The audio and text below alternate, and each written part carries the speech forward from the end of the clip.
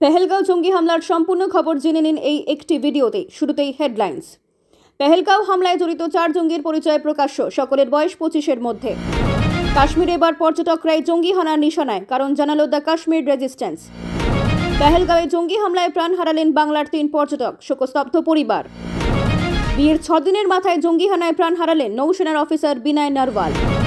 কেন হিন্দু পর্যটকরাই টার্গেট পাক জঙ্গিদের? কাশ্মীরের পেছনে লুকানো চক্রান্ত। বাবা কালমা পড়তে পারেননি, তাই গুলি করে দিল ওরা। আশাবরীর চোখে পেহেলগামের বিভীষিকা।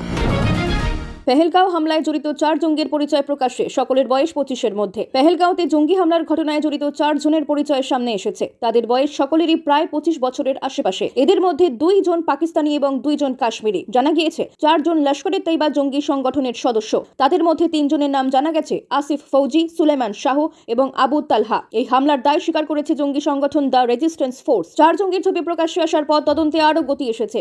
প্রকাশিত ছবিগুলিতে দেখা যাচ্ছে 4 জনের হাতেই ছিল AK-47 রাইফেল। তারা যখন পর্যটকদের ওপর হামলা চালায়, তখন তাদের শরীরে বাঁধা ছিল লাইভ বডি ক্যামেরা। সেই ক্যামেরায় হামলার পুরো ঘটনায় রেকর্ড হয়েছে।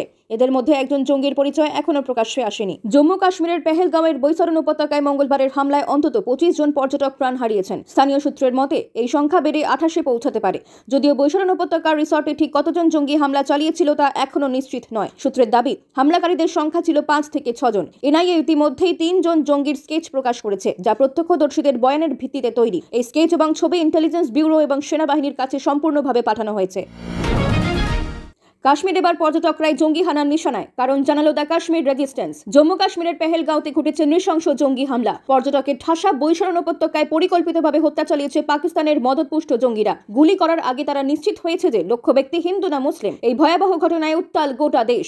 বহু মানুষের মুখে একটাই প্রশ্ন: যেখানে এত বছর ধরে কাশ্মীরে পর্যটকদের কখনো নিশানা করা হয়নি, এবারই বা কেন তাদের টার্গেট করা হলো? জবাব এসেছে জঙ্গিদের দিক থেকেই। মঙ্গলবারের হামলার পরে দায় স্বীকার করে লস্করে তৈবার শাখা সংগঠন দ্য কাশ্মীর রেজিস্ট্যান্স। তাদের দাবি, যাদের হত্যা করা হয়েছে তারা সাধারণ পর্যটক নন, বরং ভারতীয় নৌসেনা, গোয়েন্দা সংস্থা এবং বিদেশি গোপনচর সংস্থার সদস্য, যারা পর্যটকের ছদ্মবেশে কাশ্মীরে ঢুকেছিল। তবে গোয়েন্দারা এই দাবিকে মানতে নারাজ। প্রশ্ন উঠেছে, জঙ্গিরা কিভাবে জানতে পারল ওই পর্যটকদের প্রকৃত পরিচয়?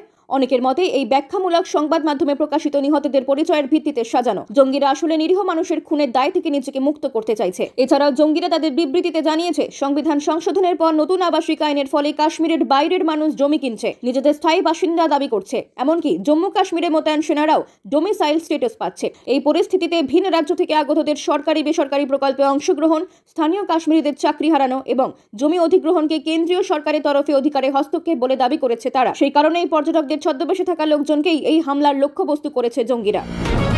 পেহেলগাঁওয়ে জঙ্গি হামলায় প্রাণ হারালেন বাংলার 3 পর্যটক, শোকস্তব্ধ পরিবার। কাশ্মীরে ঘুরতে গিয়ে জঙ্গি হামলায় প্রাণ হারালেন পশ্চিমবঙ্গের 3 বাসিন্দা। তাদের মধ্যে 2 জন কলকাতার এবং 1 জন পুরুলিয়ার ঝালদার। 3 জনই পরিবার নিয়ে বেড়াতে গিয়েছিলেন। বেহালার বাসিন্দা সমীর গুহকে নির্বিচারে গুলি করে হত্যা করে জঙ্গিরা। স্ত্রী সবরী জানান, কয়েকজন মুখে মাস্ক পরা ব্যক্তি এসে বন্দুক তাক করে মাটিতে শুতে বলেন। এরপর বেছে বেছে গুলি চালায়। নিহত হন সমীর ও অপর এক ব্যক্তি। কলকাতারই বৈষ্ণবঘাটা পাটুরির বাসিন্দা বিতান অধিকারীকেও একইভাবে হত্যা করা হয়। স্ত্রী সোহিনীর চোখের সামনেই ঘটেছে ঘটনা। চরিটার কর্মরত বিতান পরিবার নিয়ে বেড়াতে এসেছিলেন। ফেরার কথা ছিল বৃহস্পতিবার। তৃতীয় নিহত ব্যক্তি মনীষ রঞ্জন মিশ্র ছিলেন পুরুলিয়ার ঝালদার বাসিন্দা এবং কর্মসূত্রে হায়দ্রাবাদে কর্মরত কেন্দ্রীয় গোয়েন্দা সংস্থার আইবিতে কাজ করতেন। পরিবার নিয়ে বেড়াতে গিয়ে পেহেলগাঁওয়ে জঙ্গি হানায় প্রাণ হারান। তার বৈষ্ণব দেবী যাওয়ার পরিকল্পনা ছিল, কিন্তু সেই খবর শুনে পরিবার মাঝপথ থেকেই ফিরে আসে ঝালদায়। সারাক্ষণ নিউজ চ্যানেলগুলো দেখে সময় নষ্ট না করে এই ভিডিওগুলোতেই দেখে নিন সারা দিনের সমস্ত গুরুত্বপূর্ণ খবরগুলো। তাই যখনই এই রকম থাম্বনেল দেখবেন, তখনই ক্লিক করে দেখে নেবেন। বিয়ের 6 দিনের মাথায় জঙ্গি হানায় প্রাণ হারালেন নৌসেনার অফিসার বিনয় নারওয়াল। মাত্র 6 দিন আগে বিয়ে করেছিলেন 26 বছর বয়সী নৌসেনার অফিসার বিনয় নারওয়াল। 16 এপ্রিল ছিল বিয়ে। 19 তারিখ রিসেপশনের পর স্ত্রীকে নিয়ে জম্মু কাশ্মীর ঘুরতে যান। পেহেলগাঁওয়ে জঙ্গি হামলায় নিহত 26 জন পর্যটকদের মধ্যে তিনিও ছিলেন। হরিয়ানার কর্নালের বাসিন্দা বিনয় কোচিতে পোস্টেড ছিলেন এবং হানিমুনের জন্য ছুটি নিয়েছিলেন। পরিবারের দাবি, কাশ্মীর যাওয়ার পরিকল্পনা আগে থেকেই ছিল। জঙ্গিরা নাম জিজ্ঞেস করেই গুলি চালায় বলে জানায় বিনয়ের দাদু। তিনি বলেন, সরকার যেটাই ঠিক মনে করে করুক, কিন্তু আমার বিনয় আর ফিরবে না। এই মামলায় 26 জন নিহত হয়েছেন, যাদের মধ্যে 2 জন বিদেশিও রয়েছেন।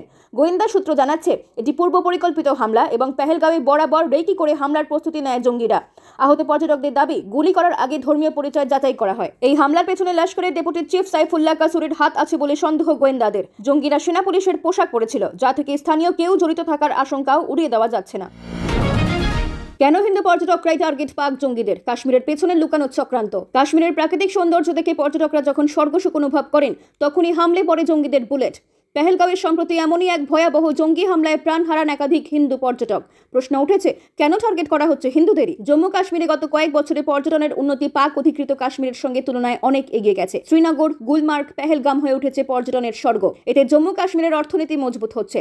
2023 সালে পর্যটক এসেছিল প্রায় 29.5 লক্ষ। এই স্থিতিশীলতা পাকিস্তান ও তাদের মদতপুষ্ট জঙ্গিদের অস্বস্তিতে ফেলেছে। সরকারি প্রচার, উন্নয়ন এবং শান্ত পরিবেশে কাশ্মীরিরা জঙ্গিদের থেকে মুখ ফিরিয়ে নিয়েছেন। পাকিস্তানের উদ্দেশ্য পর্যটন ধ্বংস করে ফের কাশ্মীরে অশান্তি ফিরিয়ে আনা। তাই হিন্দু পর্যটকদের লক্ষ্য করে আতঙ্ক ছড়ানোই এখন তাদের মূল কৌশল। গোয়েন্দারা জানাচ্ছেন, জঙ্গিরা হামলার আগে ধর্মীয় পরিচয় যাচাই করছে। এমনকি পর্যটকদের জোর করে পোশাক খুলিয়ে দেখে নিচ্ছে ধর্ম। কারণ একটাই, কাশ্মীরে ভয় ফেরানো আর স্থানীয় যুবকদের ফের জঙ্গি কার্যকলাপে জড়ানো। এখন পাকিস্তান চায় কাশ্মীরে অশান্তি বজায় থাকুক, কারণ যতদিন কাশ্মীর উত্তাল থাকবে ততদিন ইসলামাবাদ স্বস্তিতে থাকবে। তাই হিন্দু পর্যটকদের নিশানা করে ভূস্বর্গকে আবার রক্তাক্ত করতে উঠে পড়ে লেগেছে পাক জঙ্গিরা।